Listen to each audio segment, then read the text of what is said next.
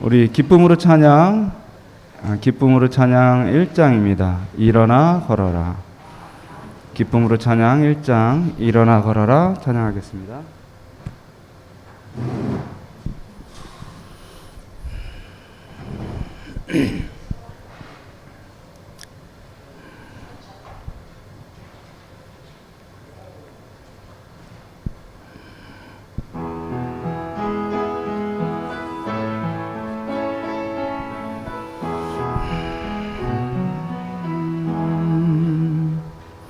나의 등 뒤에서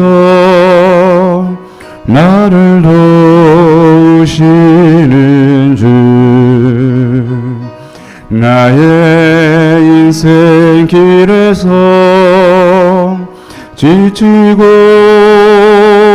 원하여 매일처럼 주저앉고 싶을 때 나를 밀어주시네. 일어나 걸어라. 내가 새 힘을 주리니. 일어나 너 걸어라. 내 너를 놓으리. 나의 등 뒤에서 나를 도우시는 주, 평안히 길을 갈 때 보이지 않아도 지치고 권하여 넘어질 때면 다가와 손 내미시네. 일어나 걸어라. 내가 새 힘을 주리니. 일어나 너 걸어라.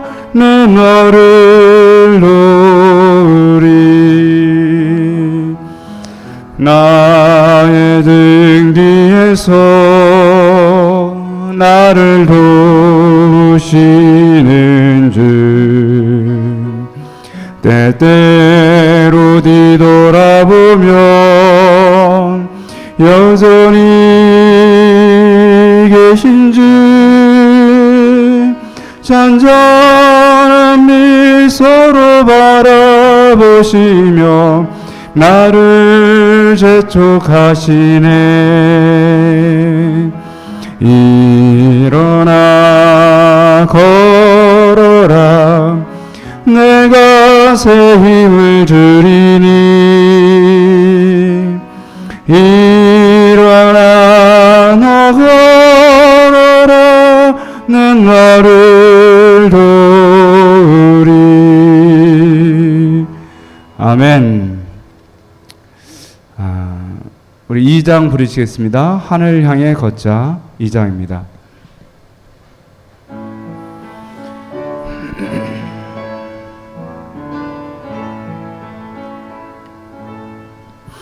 내가 넘어질 때 나의 손을 붙잡고 일으켜 세우는 주님, 하늘 향해 걸어라. 부드러운 음성 내 마음 문을 두드려. 넘어지지 말고 하늘 향해 걷자. 내 주님만 보면서 등불 켜서 들고 하늘 향해 걷자. 내 주님만이 해. 상한 나의 마음 자비하신 눈으로 어루만지시는 주님, 한 발 두 발 걸었네. 주님 기뻐하시네. 내 마음 모두 바치리. 넘어지지 말고 하늘 향해 걷자. 내 주님만 보면서 등불 켜서 들고 하늘 향해 걷자. 내 주님만이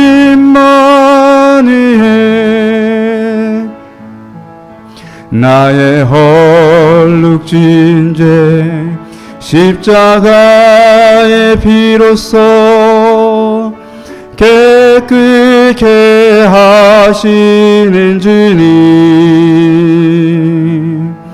모든 쾌락 버리고 나를 따르라.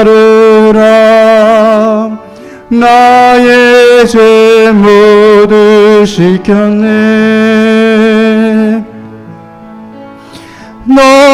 넘어지지 말고 하늘 향해 걷자. 내 주님만 보면서 등불 켜서 들고 하늘 향해 걷자. 내 주님만이 해. 아멘. 우리 마지막 113장 시간이 다 되었기 때문에 묵상하심으로 3일 저녁 기도회를 시작하겠습니다.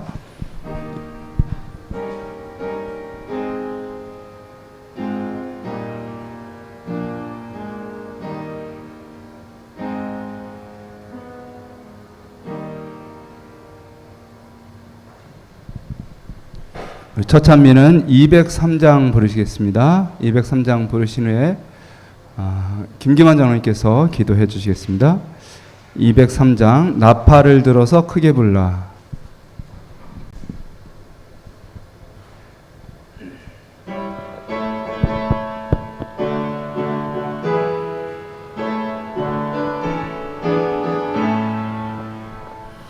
나팔을 들어서 크게 불라. 주 예수 다시 오네.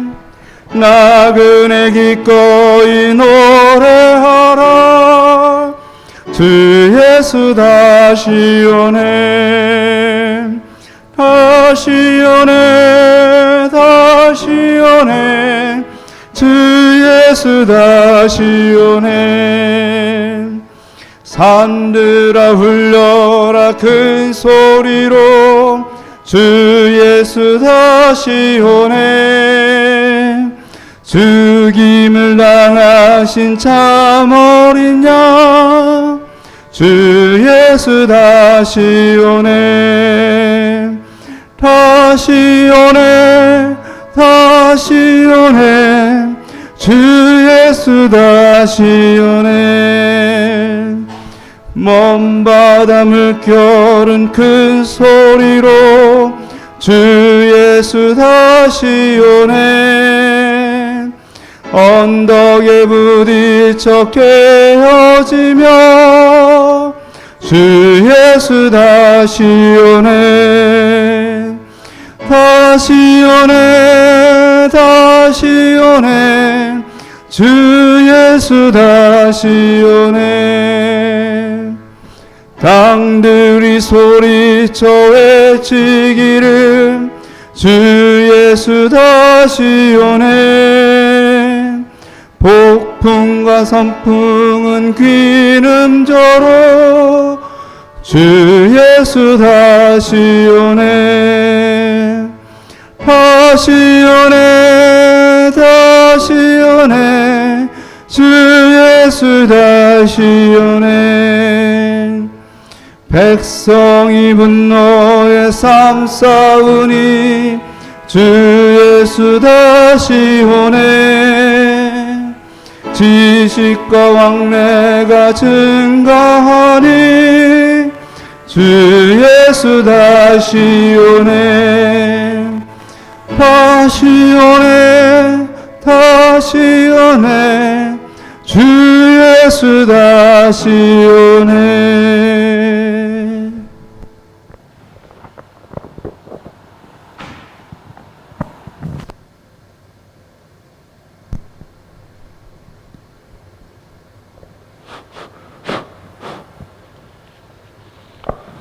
하늘에 계시는 거룩하신 우리 아버지 하나님, 아멘.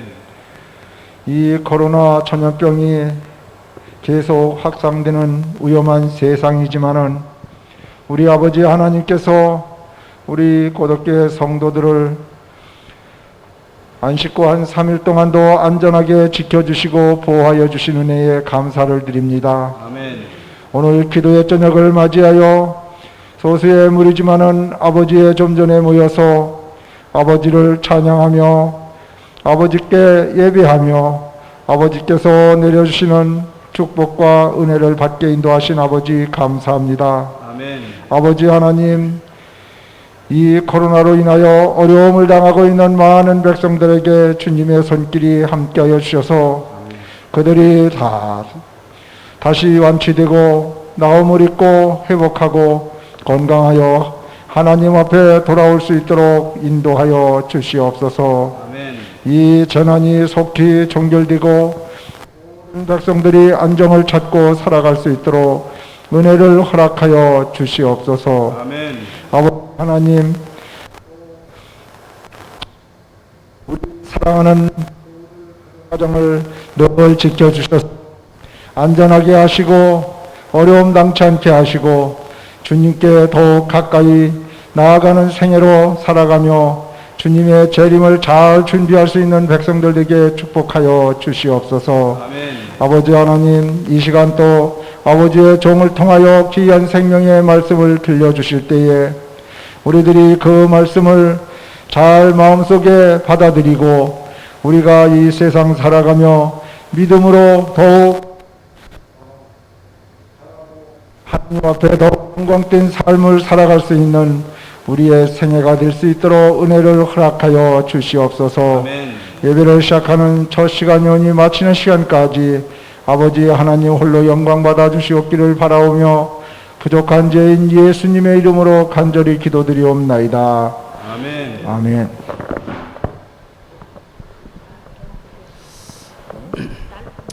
우리 61장 찬양 부르신 후에 말씀 나누시겠습니다. 눈을 예수께 돌려 61장입니다.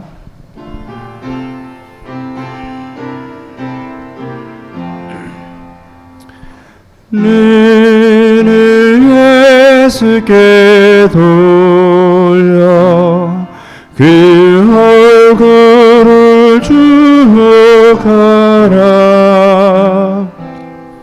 그의 영광스러운 광채에 세상 영화는 사라지네.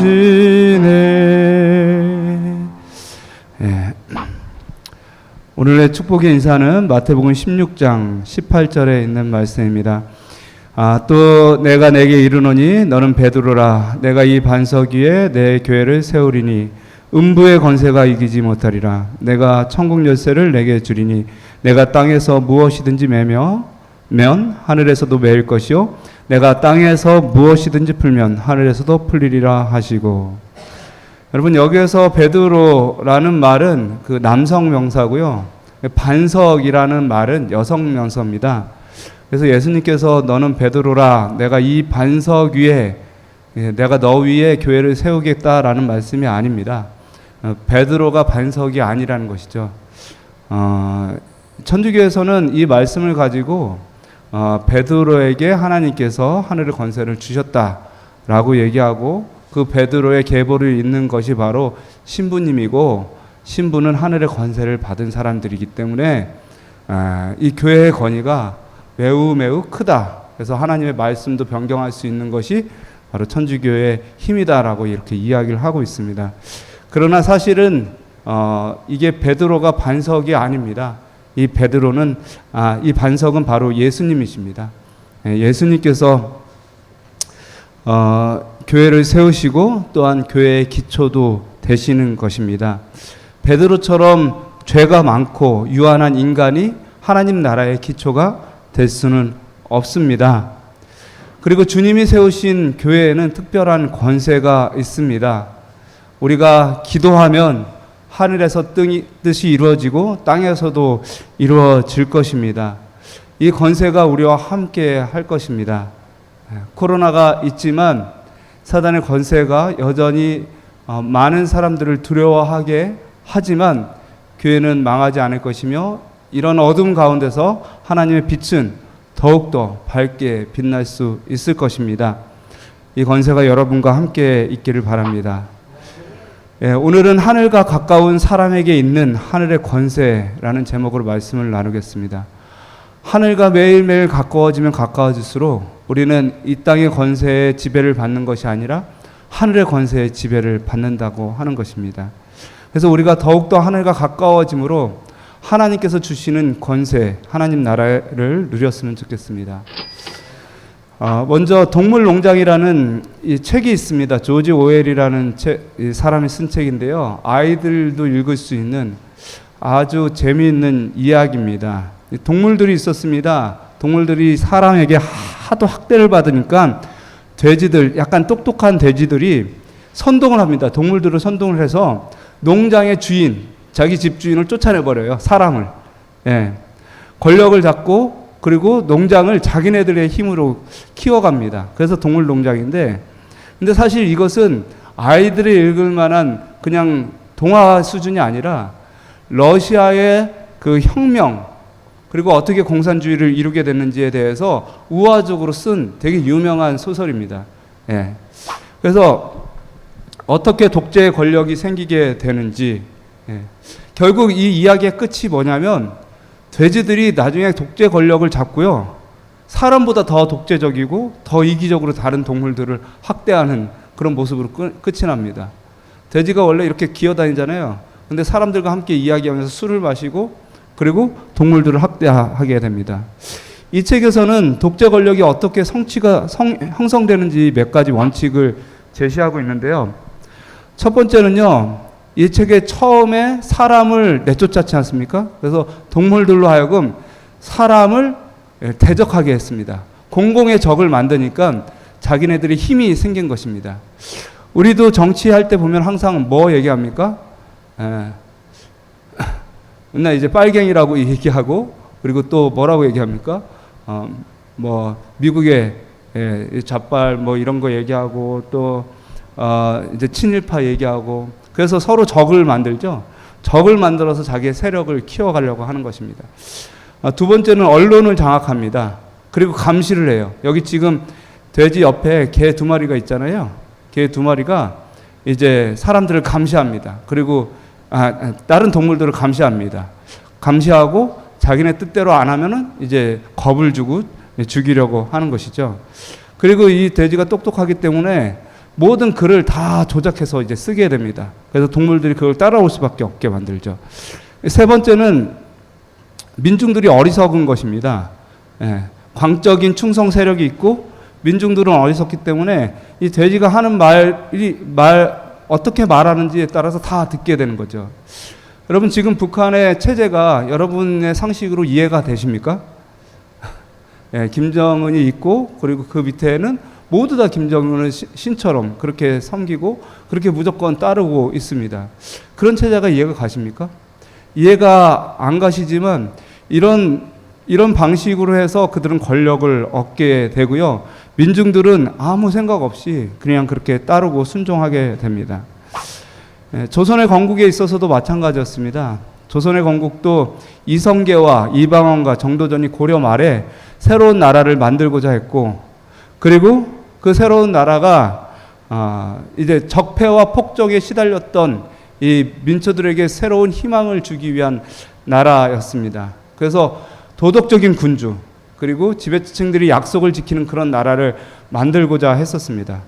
그런데 그런 나라를 만들기 위해서 누구를 죽였습니까?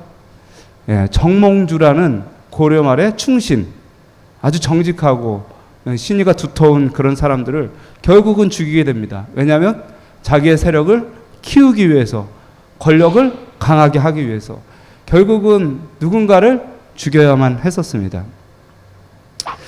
마키아벨리의 군주론이라는 책도 아주 유명한 책입니다. 어떻게 하면 강력한 군주가 될 수 있는가에 대한 책인데요. 여러분, 군주가 되기 위해서 뭐가 있어야 됩니까? 사람이 인색해야 돼요? 아니면은 아주 관대해야 됩니까? 좋은 군주는. 사람들이 좋은 군주는 관대해야 된다고 생각하는데 아주 인색하라는 것이죠. 여기서는. 왜 인색하라고 하냐면 좋은 군주는 세금이 들어오면 그걸 너무 관대하게 막 써버린다는 거예요. 세금은 국민들의 혈세이기 때문에 그것을 잘 아껴서 이렇게 필요한 데 쓰라고 하는 것입니다. 그리고 사랑을 주어야 합니까? 두려움을 주어야 합니까? 좋은 군주는? 그런데 이 사람은 두려움을 주라는 거예요. 사랑을 주면 위기의 때 다 도망간다는 거예요. 근데 두려움을 주는 군주는요, 전쟁이 나고 위기가 있으면 그 부하들이 도망을 가지 못한다는 거예요. 왜냐하면은 이 이순신 장군도 마찬가지였습니다. 전쟁 때 두려워서 떨어서 도망가는 병사들을 잡아다가 사형을 시켰습니다. 왜냐하면 그렇게 군유를 엄하게 하지 않으면 모든 사람들이 다 뿔뿔이 흩어지기 때문에. 예, 그래서 두려움을 줘야 된다라고 얘기하고 있습니다. 그리고 약속을 바꿔야 됩니까? 약속을 지켜야 합니까? 예, 약속을 바꿔야 된다는 거예요. 왜냐하면 약속한 대로 그대로 지키려고 하다가 상황이 바뀌면 그 상황 때문에 결국은 더 많은 백성들을 잃고 더 많은 손해를 볼 수도 있기 때문에 유연하게 대처를 해야 된다라고 하는 것입니다. 그래서 이 책에서 어떤 말까지 하냐면 선을 위해서 악행도 할 수 있어야 된다라고 그렇게까지 이야기합니다. 여러분, 세상의 권력은 뭐로 세워집니까? 예, 피로 세워집니다.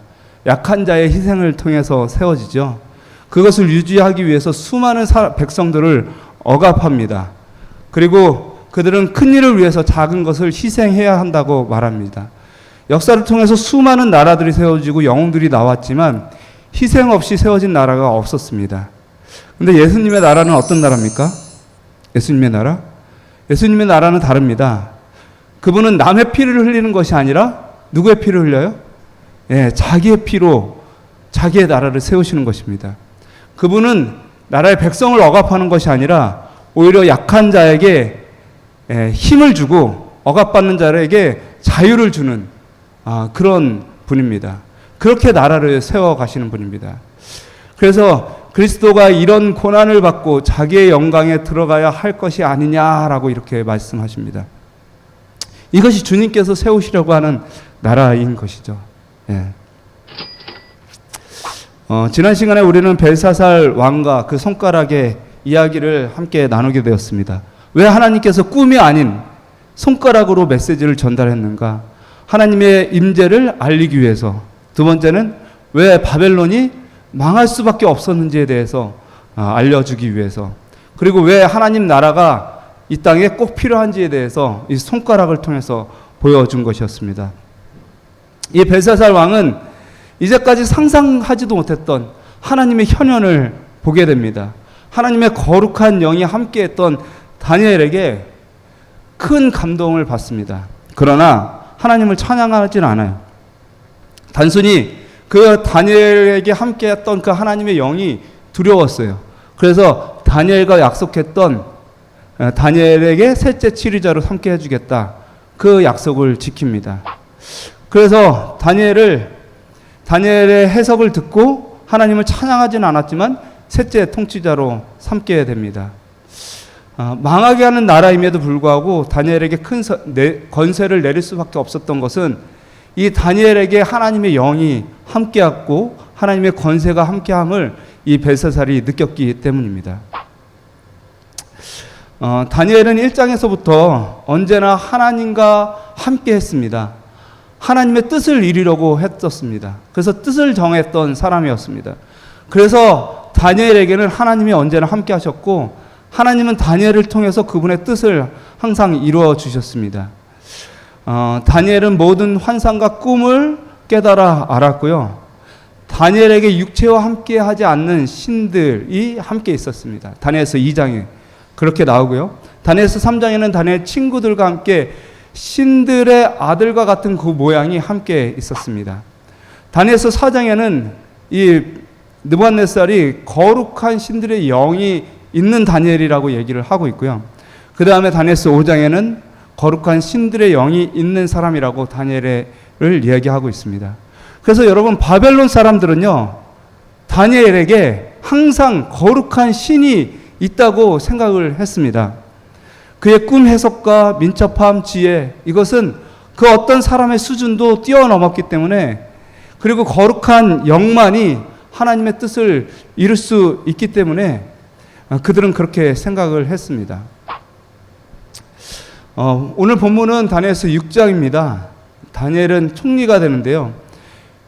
다리오 왕이 120명의 고관들을 세웠습니다. 그래서 전국을 통치하게 했는데 그 중에 총리 3명을 세웠는데 이 총리 3명 중에서도 다니엘이 제일 높은 자리에 오르게 되었고 전국을 통치하게 했습니다. 그래서 여러분, 다니엘은 사실 어떤 사람이었습니까? 다니엘은 나라를 잃은 사람이었어요. 왕과 주권을 잃어버린 사람이었습니다. 가족과 헤어지고 집과 터전을 완전히 잃어버렸던 사람이었습니다. 그러나 그에게 누가 계속 함께 하셨어요? 하나님과 그의 권세가 함께 했다는 것이죠.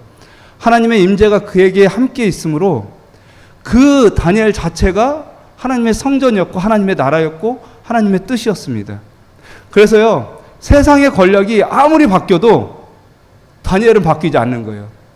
하늘이 주신 권력은 바뀌지가 않는 것입니다. 바벨론 나라에서도 그가 권세가 있었습니까? 그가 능력이 있었습니까? 그의 자리가 굳건했습니까? 예. 메대와 페르시아 나라에서도 그에게 있던 그 권세가 사라지지 않았습니다. 왜냐하면 하나님께서 함께 하셨기 때문입니다. 그 어떤 나라가 와도 다니엘은 항상 그 자리에 그 권세를 가지고 있었을 것입니다. 왜냐하면 하나님께서 그를 높이 세우시기 때문입니다. 여러분, 옛날보다 조금 더 좋은 세상이 왔습니까? 안 좋은 세상이 왔습니까? 좋던 안 좋던 교회는 항상 누가 계시는 곳이에요? 하나님의 임재가 있는 곳이고요. 교회는요, 하늘의 권세가 있는 곳입니다. 세상이 수만 번 바뀌더라도 교회는 여전히 하늘의 권세로 똑같이 능력 있는 그런 하나님의 뜻을 나타낼 것입니다. 오늘의 주인공은 이제 다리오 왕인데요. 사실 이 다니엘이 이 전국을 치리하게 되자 다른 반백들이, 다른 고관들이 다니엘을 시기해서 이제 죽일 계획을 세워서 왕을 꼬셔가지고 30일 동안 다른 신에게 기도하면 사자굴에 들어가게 되리라는 그 금령을 내립니다. 근데 이것은 왕의 명예와 권위를 위한 것이었어요. 그래서 다리오는 아무 생각도 없이 이게 다니엘에게 어떤 영향을 미칠지도 모른 채 이것을 통과를 시켜버립니다. 선지자 왕에는 이렇게 이야기하고 있습니다. 왕의 허영심에 호소하여 이 칙령을 내리면 그의 명예와 권위가 크게 더할 것이라고 설득시켰다. 그들의 아첨에 굴복하여 금령에 어연을 찍었다. 이렇게 했습니다. 그래서 이 다리오는 다니엘에게 어떤 위험이 닥칠지는 전혀 생각하지 못한 채 그냥 왕의 권세를 크게 한번 이렇게 사람들에게 알려보자, 그런 취지로 했었던 것이죠. 그러나 다니엘이 매일 하루 3번씩 창문을 열고 기도했습니다. 이 금령이랑 상관없이. 예. 그리고 그의 대적들은 왕에게 쪼르르 가서 일렀습니다. 왕이 그때서야 그들의 의도를 깨달았습니다. 선지자 왕은 이 말을 들었을 때 즉시 그의 충성스러운 종을 해하기 위하여 설치되었던 올무를 보았다. 이때 깨달은 거예요, 다리오가. 예. 그래서 왕의 영광과 명예를 위한 열심이 아니요 다니엘에 대한 질투성인 것을 알았다. 그래서 이 왕이 다니엘을 구하기 위해서 엄청나게 노력을 합니다. 하루 종일 이 서류 뒤지고 저 서류 뒤지고 옛날 왕들은 어떻게 했는지, 옛날 법들은 어떻게 했는지 막 이런 걸 다 뒤지고 해봤자 다니엘을 구할 수 있는 방법이 없었습니다. 그 법 자체가 누가 만든 것이었어요? 왕이 도장을 찍었던 것이었지만 왕이 어떤 권력으로도 예외를 둘 수가 없었고 변경할 수도 없었습니다. 그것을 만약에 바꾼다면 왕은 어떤 사람이 됩니까?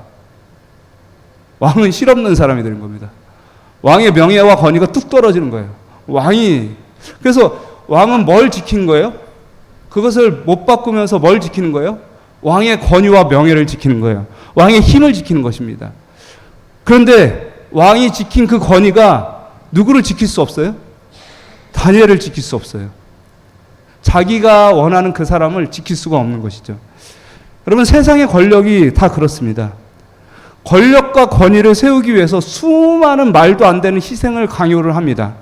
그러나 진정한 공의를 세우기 위해서 아무것도 할 수 없는 게 세상의 권력이에요. 세상의 권력은 소수의 집권자들에게 유리할 뿐이지 모든 사람들에게 평등과 자유와 힘을 주지는 못합니다. 그렇지 않습니까?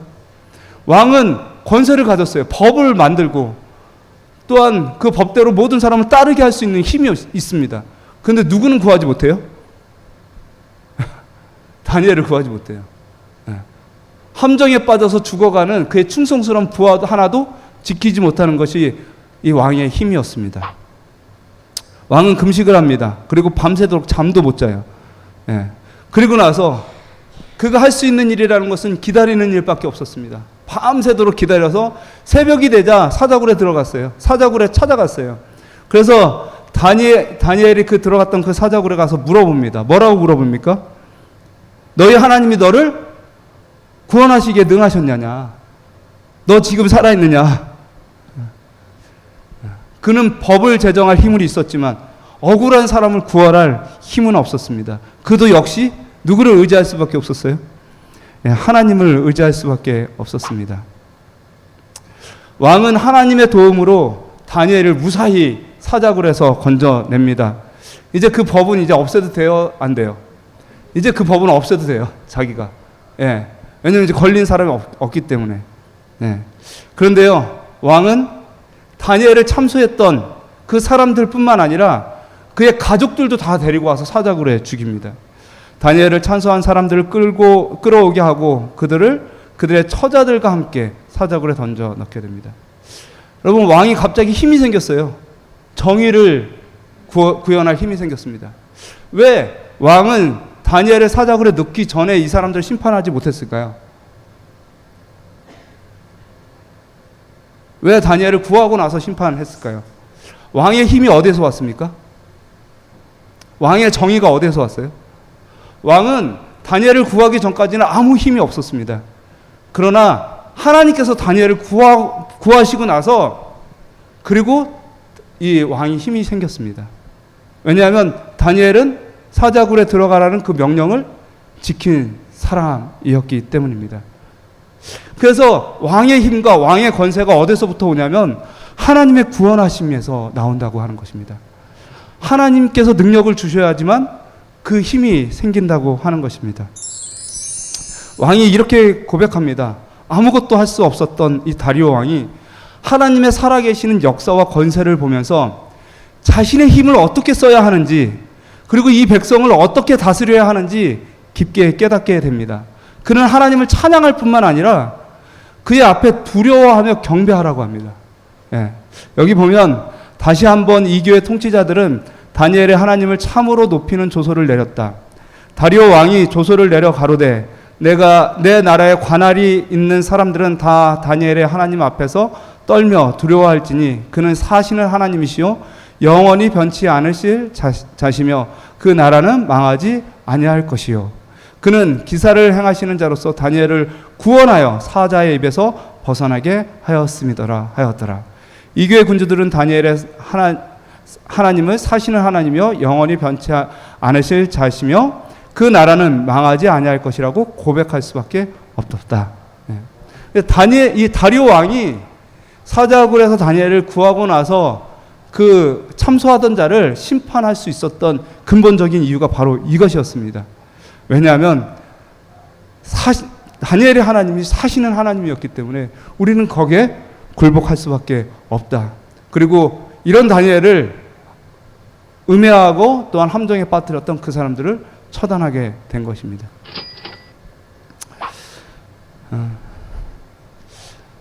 다니엘은 여러분 항상 하나님이 함께 하셨습니다. 우리가 잘 아는 대로 다니엘이 하루 3번씩 기도했었습니다. 창문을 열고 기도했어요. 금령에도 불구하고 기도했습니다. 우리는 왜 다니엘이 기도했는지 수많은 설교를 통해서 그리고 여러 번의 이런 여러 가지 책들을 통해서 확인할 수 있었습니다. 왜 다니엘이 기도할 수밖에 없었죠? 많은 설교를 통해서 들으셨을 텐데요. 첫 번째는 그 순간이 가장 기도가 필요한 순간이었기 때문에, 가장 위험하고 가장 어려운 순간에 기도를 안 하면 오히려 더 위험하잖아요.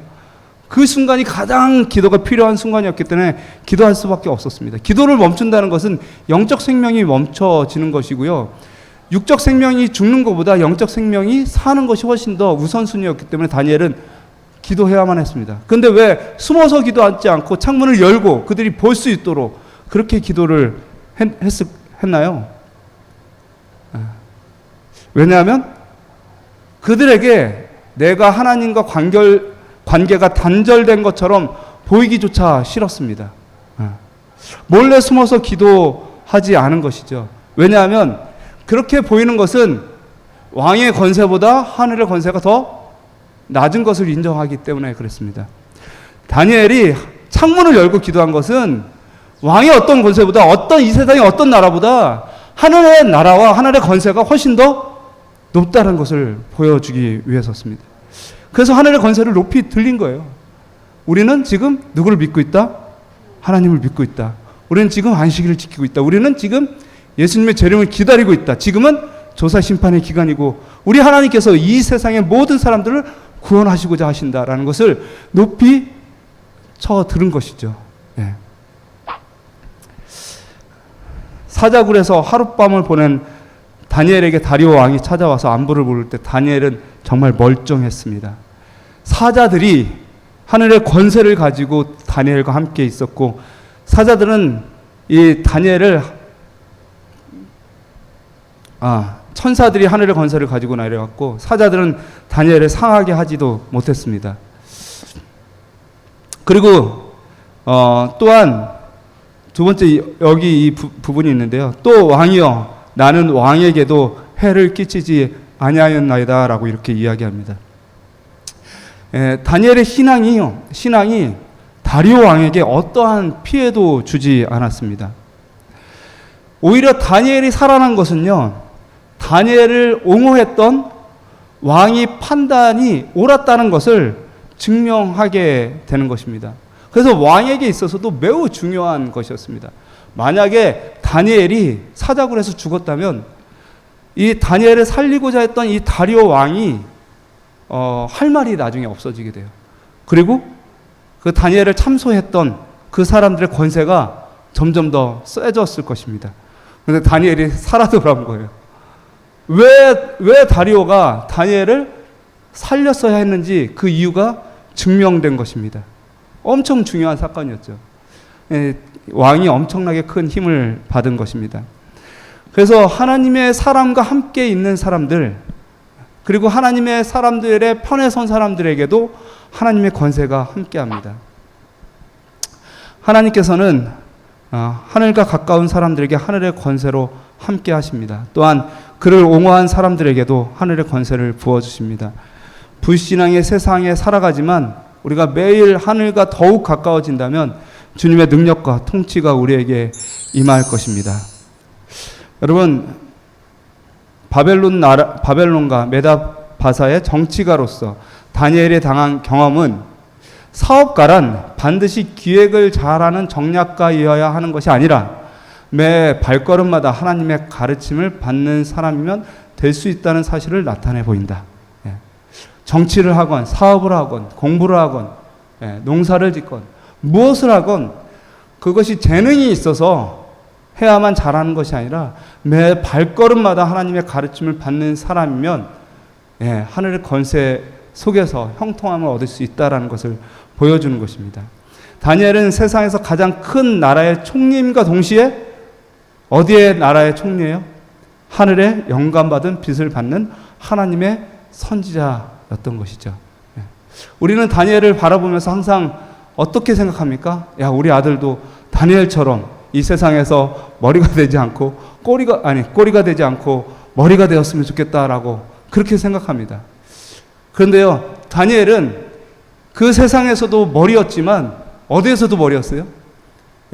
신앙에서 하나님의 나라에서도 머리가 되었고 하나님의 뜻을 이루는 사람이었다는 것을 기억하셨으면 좋겠습니다.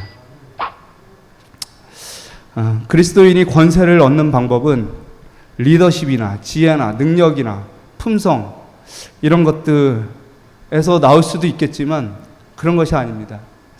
그리스도인의 권세는 매일 주님 앞에 무릎 꿇는 신앙에서부터 나옵니다. 그 어떤 지혜도 어떤 품성도 주님을 떠나서는 권세가 없습니다. 여러분, 다리오는 왕이었지만 아무런 능력이 없었습니다. 아무런 힘이 없었습니다. 그러나 우리가 하나님께 무릎 꿇을 때 우리가 가지고 있는 아주 자그마한 재능이라도 하나님의 권세와 능력 안에서 쓰임을 받게 될 것입니다. 사도 바울은 그의 경험 속에서 자신이 예수님께 가까이 가면 갈수록 자신은 무가치함을 느끼고 그리고 점점 죄인인 것을 깨닫게 되었습니다. 그는 예수님을 만나기 전에 의인이라고 생각했었습니다. 그러나 주님을 만나고 자신이 죄인임을 깨닫고 그리고 예수님과 더욱 교제하고 예수님을 더욱 알아가면 알아갈수록 자신이 가지고 있던 지식, 배경, 어떤 힘 이런 것들이 배설물로 여겨지면서 끝내는 자신이 죄인 중에 괴수라고 얘기합니다. 죄인 중에 괴물이라고 하는 것이죠. 자신이 얼마나 속절없고 얼마나 공고한 사람임을 고백하는 장면입니다. 그래서 참된 그리스도인 경험 중에서 우리가 매일 주님께 무릎 꿇고 나아가면 더욱 낮아지고 깨어지는 경험을 하게 됩니다. 그리고 자신에게는 아무런 권세가 없다고 느낄 그때에 하늘의 권세가 그와 함께 할 것입니다. 그분은 하나님이시다라는 책이 있습니다. 레이 프리차드라는 사람이 쓴 책인데요. 거기에 이런 글이 있습니다. 그 노인은 자기가 매일 하는 기도가 있는데 그 기도가 자기를 환난에서 지켜준다고 했다. 그 기도는 무엇이었을까? 그것은 주기도문의 마지막 문장이었다. 이 작가가 한 노인을 만나서 들었던 얘기죠. 나라와 권세와 영광이 아버지께 영원히 있사옵나이다. 아멘. 주기도문의 이 문장은 대부분 깊이 생각하지 않지만 절대적으로 중요한 부분이다. 우리 모두는 자기 힘으로 자기의 영광을 위해 운영하기를 좋아하는 왕국 건설자들이다. 때문에 계속해서 이런 기도를 해야 한다. 우리는 주님께 계속해서 말해야 한다. 내 나라가 아니라 당신의 나라입니다. 주님, 내 권세가 아니라 당신의 권세입니다. 주님, 내 영광이 아니라 당신의 영광입니다. 그리고 오늘이나 내일뿐 아니라 영원히 그렇습니다. 아멘. 우리가 이렇게 기도한다면 그리고 이런 자세로 살아간다면 우리를 멸망시키려는 문제들에서 해방될 것입니다. 아멘. 말씀을 마치면서 하늘은 의를 위하여 고통을 당하는 사람들에게 매우 가깝다.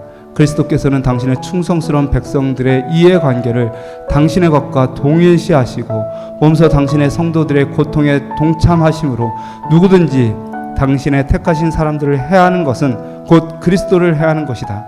육체적 해와 고통으로부터 구원하기 위하여 가까이 있는 그 능력은 또한 보다 큰 해를 구원하기 위해서도 가까이 있어서 하나님의 종으로 하여금 모든 환경 아래에서도 성실을 유지하고 하나님의 은혜를 통하여 승리할 수 있게 하신다.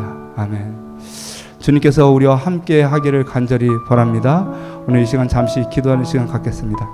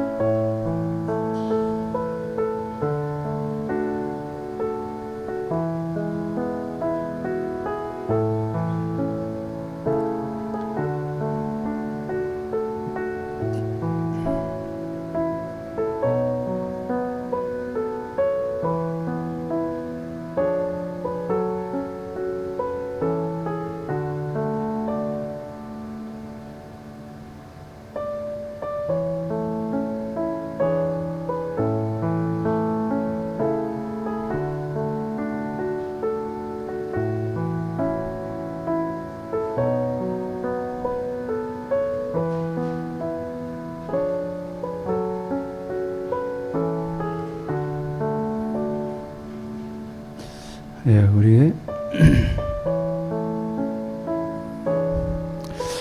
찬미가 252장 영광의 그날이 오면 우리 찬양하겠습니다.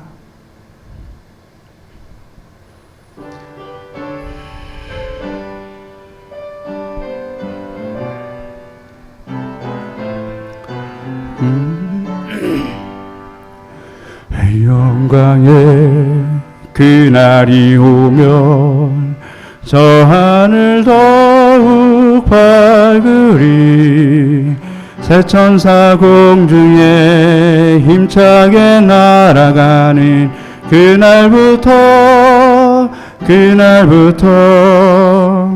주의 중보 마치고 만왕의 왕 오실 그때까지 사여 날개를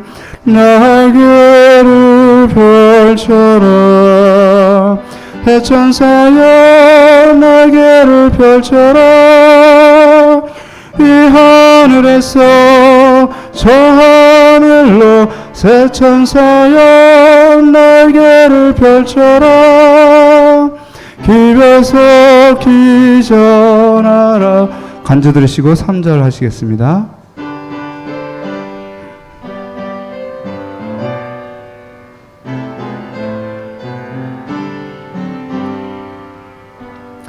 영광의 그날이 오면 온 천지 더욱 환하리 인치는 천사의 사명이 이루어지는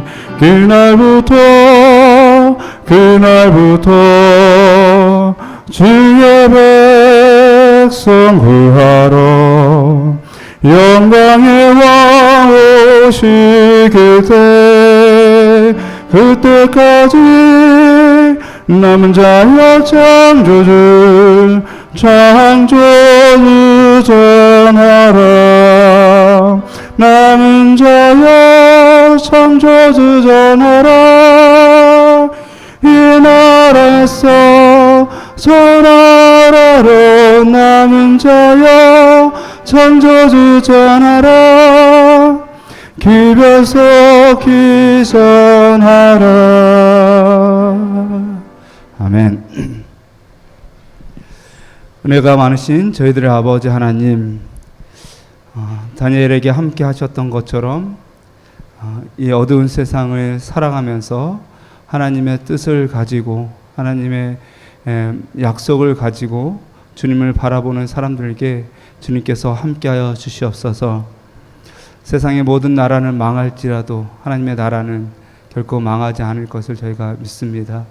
저희가 기도하면 하늘이 움직이고 하나님의 나라의 권세와 그 영광이 이 땅에 비출 것을 저희가 믿습니다. 아버지, 저희로 기도하게 하시고 무릎 꿇게 하시며 하늘을 향하여 또한 이 세상을 향하여 하나님과 같은 그런 심령을 갖게 하여 주시옵소서. 아버지, 어두우면 어두울수록 힘들면 힘들수록 기도할 수 없으면 때가 오면 그때일수록 더욱더 하나님을 찾는 주님의 백성들이 되게 축복하여 주시옵소서.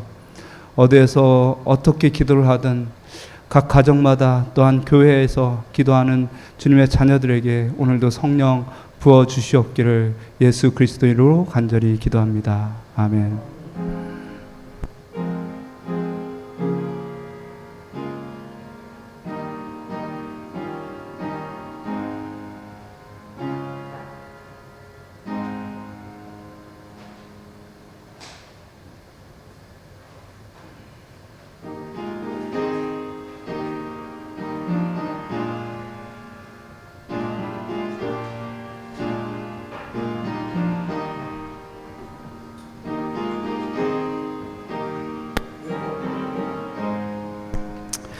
그래서 저희가